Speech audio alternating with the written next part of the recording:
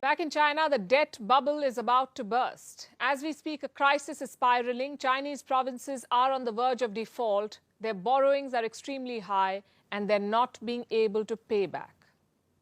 I have some numbers. China has 31 provinces. 17 of them face a debt crisis.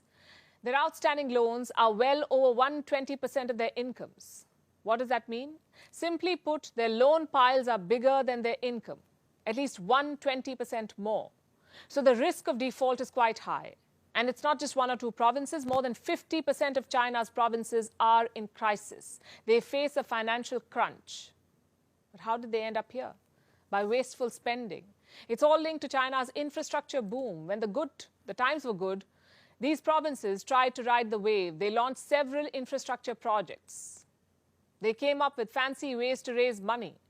They were called Local Government Financing Vehicles, LGFVs, Local Government Financing Vehicles. What were these? Basically, these were companies to raise cash.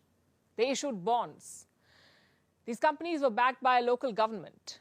And that money then was pumped into infrastructure projects. But why do you need such companies at all? Can local governments not borrow directly? Well, they can, but there are certain restrictions. But if governments go through a firm or an LGFV, there is no restriction on borrowing.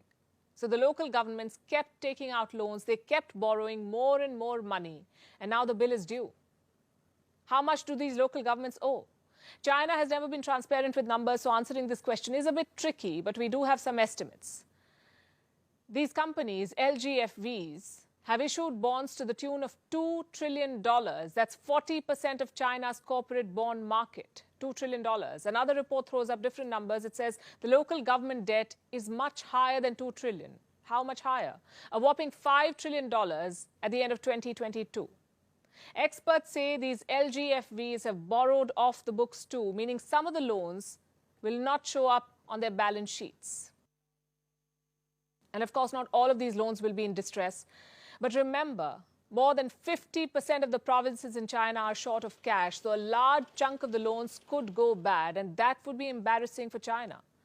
Because companies defaulting on loans is one thing, but default by a government is another ballgame altogether.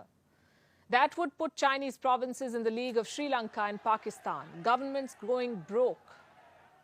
Both these countries, Sri Lanka and Pakistan, are seeking a bailout from the IMF, the International Monetary Fund, and both countries are imploding. In Sri Lanka, the debt crisis led to a government's collapse. There was an alarming shortage of essentials.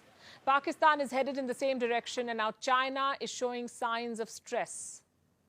Let me tell you what local reports say. Some local governments in China cannot pay their bills anymore. In Shenzhen, for instance, salaries of teachers have been cut.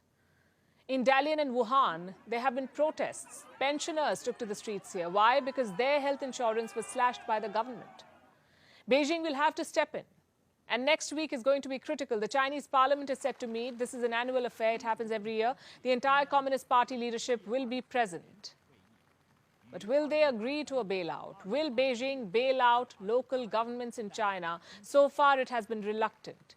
Earlier, the Chinese Finance Ministry had issued a statement. It had a message for local governments. This is what it said. Listen to this. If it's your baby, you should hold it yourself. The central government won't bail you out. That was the message from Beijing. But now this crisis is reaching epic proportions. Governments in more than half of China's provinces are running out of cash. And this is not a headline that China would like to see. Also, without a bailout, there could be more protests and market chaos. China's economy is already faltering. Whatever the Communist Party decides, it is now being confronted with